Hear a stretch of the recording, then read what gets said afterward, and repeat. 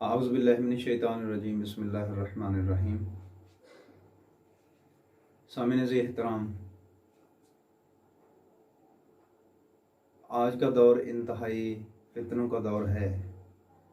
اور حضور نبی کریم صلی اللہ علیہ وآلہ وسلم نے اس زمانے میں صحابہ کرام سے قیامت تک کے ہونے والے فتنوں کے بارے میں تمام قسم کے علوم کے بارے میں آگاہ کر دیا۔ یہ خبر دے دی کہ جیسے جیسے زمانہ گزرتا جائے گا یہ دنیا فتنوں سے بھرتی جائے گی، اور اتنے فتنے ہوں گے کہ لوگ پریشان ہو جائیں گے، سمجھ نہیں آئے گی کیا کیا جائے گا۔ بلکہ تاجدار کونین صلی اللہ علیہ وآلہ وسلم نے ارشاد فرمایا، صحابہ موجود تھے اور حدیث کا مفہوم ہے، حضور صلی اللہ علیہ وسلم نے فرمایا کہ میں دیکھ رہا ہوں آسمان سے فتنے تمہارے گھروں پر ایسے نازل ہو رہے ہیں جیسے بارش نازل ہوتی ہے۔ تو یہ وہ زمانہ تھا جب حضور نبی کریم صلی اللہ علیہ وسلم اس دنیا کے اندر تشریف فرما تھے۔ آپ صلی اللہ علیہ وسلم کا زمانہ انتہائی خوبصورت بہترین زمانہ رہا۔ تاجدار کونین صلی اللہ علیہ وسلم نے فرمایا، میرا زمانہ سب سے بہترین زمانہ ہے، ثم الذین یلونہم، پھر جو میرے بعد ہوں گے وہ انتہائی خوبصورت لوگ ہوں گے، ثم الذین یلونہم، پھر جو اس کے بعد میرے صحابہ کے بعد ہوں گے وہ بہترین لوگ ہوں گے، بڑے اچھے لوگ ہوں گے۔ تو دوستو، اچھے لوگوں کے زمانے گزر گئے، جو بڑے اچھے لوگ ہوا کرتے تھے وہ سب چلے گئے، پیار اور محبت کا زمانہ بیت گیا۔ اب تو افراتفری کا دور ہے، فتنوں کا دور ہے، انتہائی ایمان جو ہے اس کو شدید خطرات لاحق ہیں۔ سید انبیاء صلی اللہ علیہ وسلم نے فرمایا، حضرت انس بن مالک رضی اللہ تعالیٰ عنہ روایت فرماتے ہیں کہ نبی کریم صلی اللہ علیہ وسلم نے فرمایا، قیامت کے قریب ایسے فتنے واقع ہوں گے، اتنے زیادہ ہوں گے کہ اندھیری رات کی طرح ہوں گے۔ جیسے رات کا اندھیرا چھا جاتا ہے اور اندھیرے میں ہر کوئی گھبراتا ہے، ڈرتا ہے، خطرات بڑھ جاتے ہیں، پریشانی کا عالم ہوتا ہے، تو یہی حال اس زمانے کا ہے۔ آج وہ زمانہ ہے جو انتہائی قیامت کے قریب ہے، اور اتنے فتنوں کا آغاز ہو چکا ہے کہ انسان کو سمجھ نہیں آ رہی۔ حضور سید کونین صلی اللہ علیہ وسلم نے فرمایا،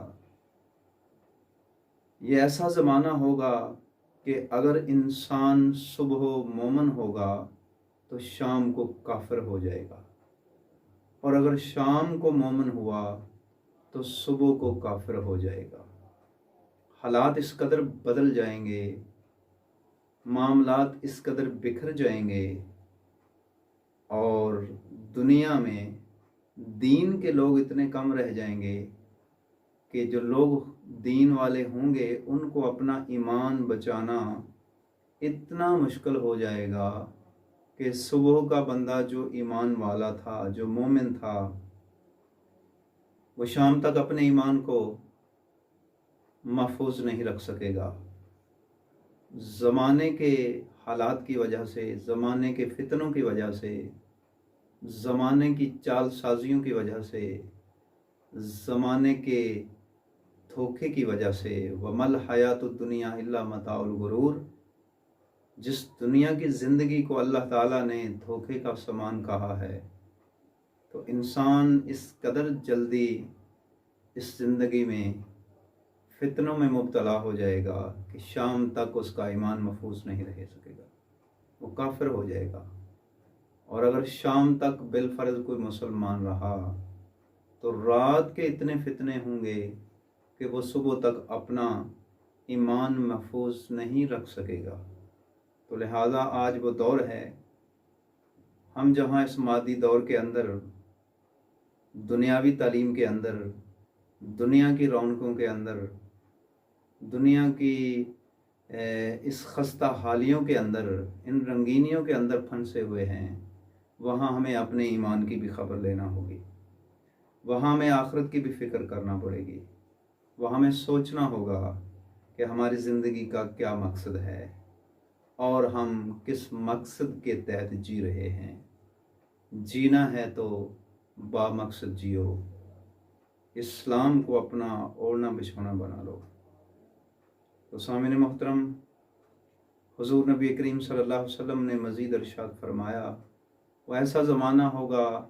تھوڑی سی قیمت کے بدلے لوگ اپنا دین بیچ ڈالیں گے۔ آج وہی ہو رہا ہے، نعت خواں ہیں تو بھی اپنا دین بیچ رہے ہیں، اگر علماء حضرات ہیں تو وہ بھی دین بیچ رہے ہیں، دین سنانے کے لیے نہ جانے کتنے کتنے پیسے وصول کر رہے ہیں۔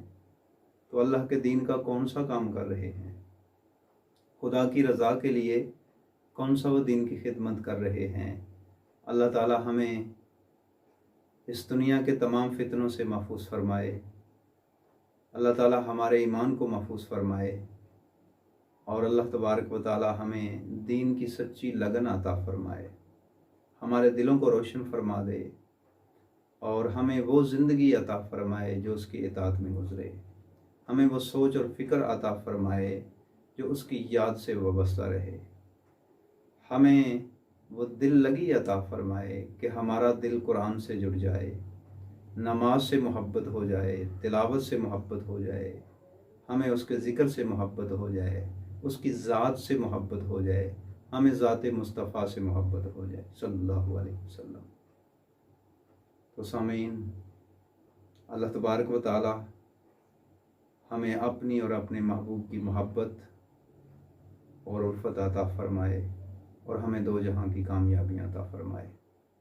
وما علیہ الا البلاغ۔